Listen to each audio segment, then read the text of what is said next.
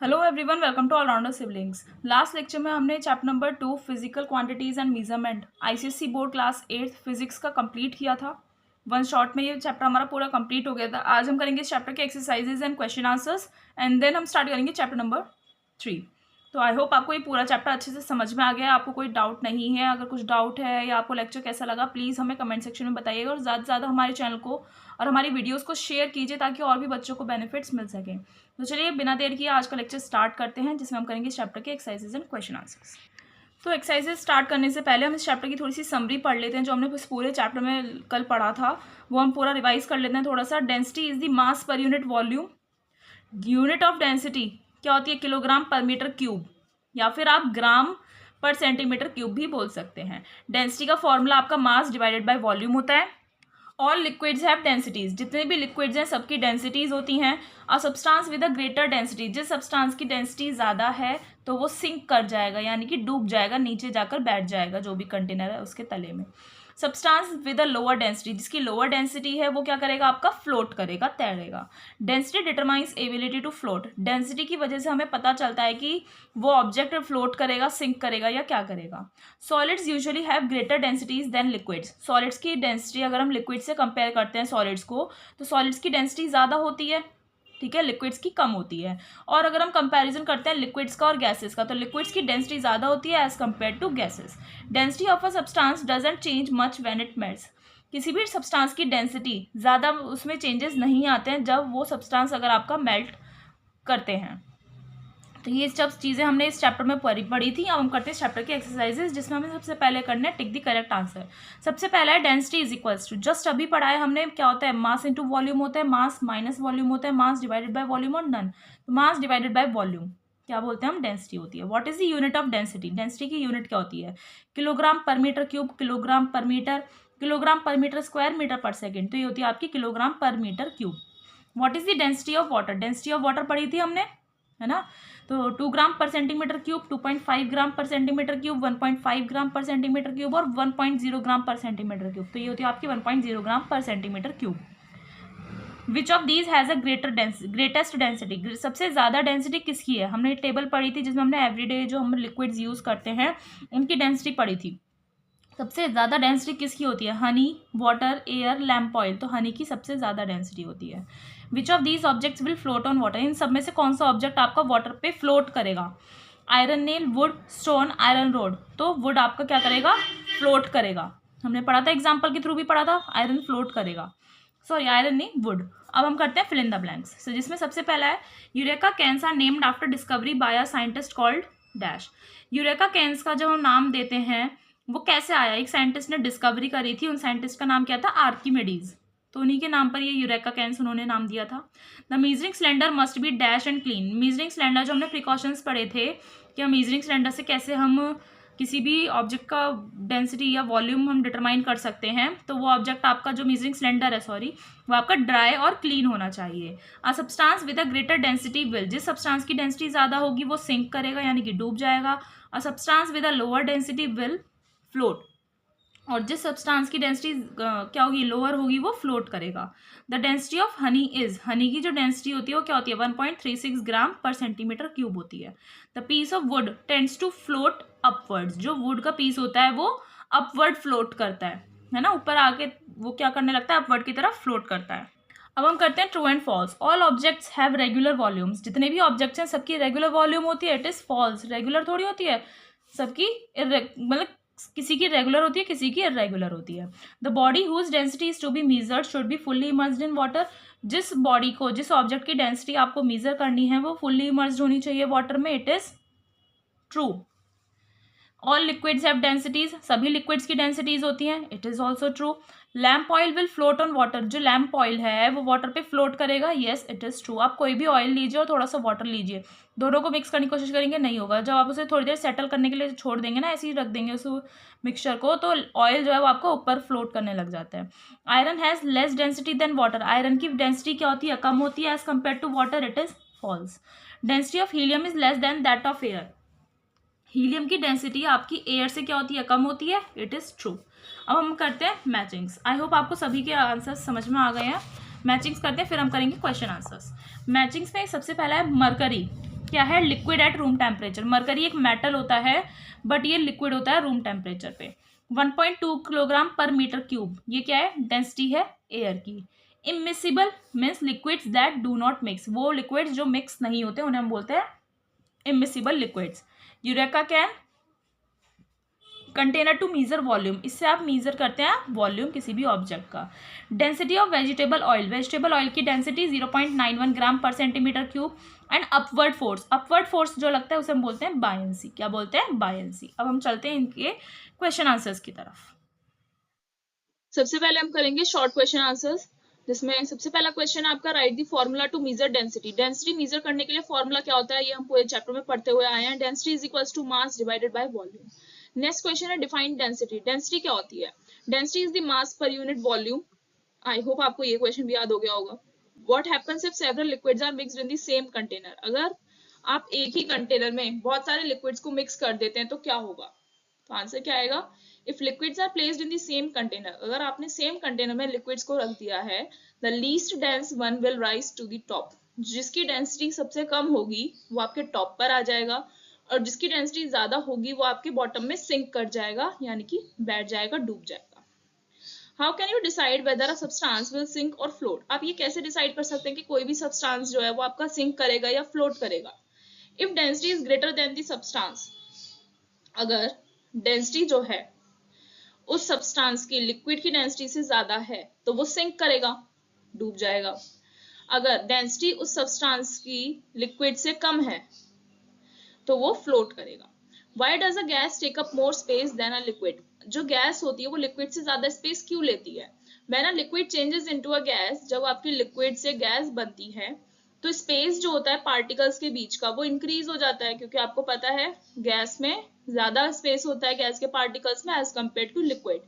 This means that, इसका meaning क्या हो गया, the gas takes up a lot more space than the liquid, जो गैस है वो ज्यादा स्पेस लेगा एज कम्पेयर टू लिक्विड, इसलिए उसका वॉल्यूम इंक्रीज हो जाएगा। क्या हो जाएगा, उसका वॉल्यूम इंक्रीज हो जाएगा, किसका, गैस का। What happens when a gas condenses to form liquids? जब गैस कंडेंस होकर लिक्विड बनती है तो क्या होता है, When a gas condenses to form a liquid, its volume decreases significantly. उसका वॉल्यूम आपका क्या हो जाता है, डिक्रीज हो जाता है, किसका, गैस का। अब आते हैं हमारे लॉन्ग क्वेश्चन आंसर्स, जिसमें सबसे पहला क्वेश्चन है, write the steps to measure the density of a solid using eureka can. Eureka can को यूज करते हुए आप किसी भी सॉलिड की डेंसिटी कैसे मेजर कर सकते हैं, उसके आपको स्टेप्स लिखने हैं। तो आंसर क्या आएगा, eureka can is a container large enough to hold the object with a spout positioned near the top. Eureka can का आपका क्या होता है, कंटेनर होता है और इतना बड़ा होता है कि उसमें ऑब्जेक्ट आ जाए आपका आराम से, और उसमें एक स्पाउट होता है, स्पाउट बताया था ना, लॉन्ग ट्यूब टाइप होती है, यूरेका कैन जैसा आपकी ऐसे होती है, और इसके टॉप पर क्या होता है, ऐसे एक स्पाउट लगा हुआ होता है टॉप पर, बिल्कुल ठीक है, इसे हम यूरेका कैन बोलते हैं, टॉप पर होता है इसके।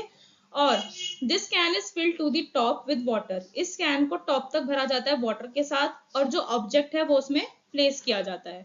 The volume of the object is equal to the volume of the water that is forced through the spout. अब इसमें आपने जो भी ऑब्जेक्ट रखा, उस वो ऑब्जेक्ट अपना स्पेस लेने के बाद उस वाटर को थोड़ी सी को डिस्प्लेस करेगा, उस वाटर की स्पेस लेगा, तो वो वाटर फोर्स होकर आपके स्पाउट से क्या हो जाएगा, दूसरे सिलेंडर में क्या हो जाएगा, कलेक्ट हो जाएगा। तो सिलेंडर में वॉल्यूम जितना होगा वाटर का उतना ही वो वॉल्यूम माना जाएगा उस ऑब्जेक्ट का। आई होप आपको यूरेका कैन का प्रोसेस समझ में आ गया, कैसे आप किसी भी सॉलिड की डेंसिटी मेजर कर सकते हैं। नेक्स्ट क्वेश्चन है, write the steps to measure the density of a solid using a measuring cylinder. Measuring cylinder को यूज करते हुए किसी भी सॉलिड की डेंसिटी आप कैसे मेजर कर सकते हैं, ये बताना है। टेक अ मेजरिंग सिलेंडर, ठीक है, मेजरिंग सिलेंडर लेना है और उसमें वाटर भरना है एक सर्टेन लेवल तक, नॉर्मल लेवल तक। Tie the object with a thread, अब आपको क्या करना है, जो आपको ऑब्जेक्ट की आपको डेंसिटी मेजर करनी है उसे आपको थ्रेड से टाई करना है और उसे सिलेंडर के अंदर क्या करना है, डिप करना है। नाउ अब आप क्या करेंगे, जो आपकी न्यू रीडिंग आई है सिलेंडर में वाटर की, वो आपको नोट डाउन करनी है। डिफरेंस बिटवीन द रीडिंग्स, ठीक है, दोनों रीडिंग्स, कौन सी रीडिंग, एक तो जो आपने वाटर को सर्टेन लेवल तक क्या किया था, वाटर फिल किया था ना आपने मेजरिंग सिलेंडर में, वो वाली रीडिंग, और जो न्यू रीडिंग आई है, उन दोनों के बीच का डिफरेंस जो होगा वो ऑब्जेक्ट का वॉल्यूम माना जाएगा। Now measure mass using the physical balance and apply the formula of density. अब फिजिकल बैलेंस का यूज करके आप उस सॉलिड का मास मेजर कीजिए, क्योंकि फॉर्मूला आपका क्या होता है, मास अपॉन वॉल्यूम। वॉल्यूम तो आपने निकाल लिया, मास के लिए आपको क्या करना होगा, फिजिकल बैलेंस को यूज करके आपको मास मेजर करना है, फॉर्मूला आपको डेंसिटी का अप्लाई कर देना है। नेक्स्ट क्वेश्चन आता है, mention the precautions taken during the measurement of density using measuring cylinder. Measuring cylinder को यूज करते हुए जब आप किसी भी ऑब्जेक्ट की डेंसिटी मेजर करते हैं तो क्या क्या प्रिकॉशंस आपको लेने चाहिए, क्या क्या सावधानियां आपको बरतनी चाहिए, ये आपको बताने हैं। कुछ प्रिकॉशंस क्या हैं, the measuring cylinder must be clean and dry. Measuring cylinder आपका क्लीन होना चाहिए और ड्राई होना चाहिए। Take the reading only when the body comes to rest. आपने उस मेजरिंग सिलेंडर में उस ऑब्जेक्ट को डाला टाई करके, ठीक है, वो थोड़ी देर मूव करेगा ना, तो जब तक वो स्टेबल हो जाए तभी आपको उस ऑब्जेक्ट की रीडिंग लेनी है, उससे पहले नहीं लेनी। The body should be fully immersed in water. जो आपकी बॉडी है वो फुल्ली इमर्स्ड होनी चाहिए वाटर में। ऐसा नहीं कि उसका आधा सरफेस आपको ऊपर दिख रहा है और आधा अंदर है, ऐसा नहीं होना चाहिए, वो फुल्ली इमर्स्ड होनी चाहिए वाटर में। The solid body should not touch the sides और बेस ऑफ द सिलेंडर। जो सॉलिड बॉडी है वो सिलेंडर के बेस को और सिलेंडर की जो साइड्स हैं उसे टच नहीं करनी चाहिए, वो बिल्कुल बीच में होनी चाहिए। The solid piece should be wiped with a dry cloth before repeating the activity. अब आपको याद होगा तो हमने बताया था कि इस एक्टिविटी को आपको 2-3 बार रिपीट करना है एक्यूरेसी मेजर करने के लिए। तो जब आप रिपीट कर रहे हो एक्टिविटी को तो आपको उस ऑब्जेक्ट को क्या करना है, ड्राई क्लॉथ से वाइप करना है, पूछना है।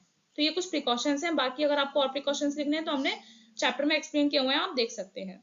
नेक्स्ट क्वेश्चन है, why does a block of iron sink in water.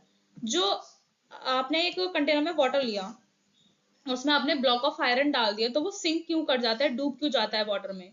Iron की डेंसिटी ज्यादा होती है as compare to water. Water की डेंसिटी आपको बताई थी कितनी होती है, वो आप लोग मुझे कमेंट सेक्शन में बताएंगे। आयरन की ज्यादा डेंसिटी होती है as compare to water, so a block of iron will weigh more than the equal volume of water.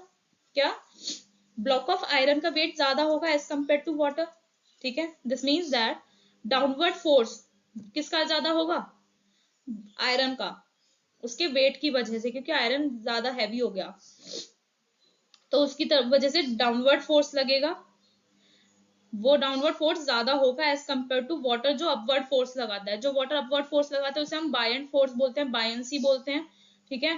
तो अपवर्ड फोर्स कम लगेगा और आपका उसका डाउनवर्ड फोर्स ज्यादा लगेगा, इसलिए आयरन सिंक कर जाता है, डूब जाता है। नेक्स्ट क्वेश्चन है, why does a block of would float on water. Wood का जो ब्लॉक होता है वो वाटर पे फ्लोट क्यों करता है, तैर क्यों जाता है। Piece of wood is typically less dense than water. Wood का जो पीस होता है वो वाटर के डेंसिटी से कम होता है, वाटर की डेंसिटी ज्यादा होती है as compare to piece of wood. Submerging the wood in the water, water में अगर आप वुड के पीस को सबमर्ज कर देंगे, डुबा देंगे, तो उससे क्या होगा, it results in an upward force. उससे क्या होगा, आपका अपवर्ड फोर्स लगेगा जिसे आप बायंसी बोलते हैं, और ये जो अपवर्ड फोर्स होगा it is greater than the downward force of wooden piece.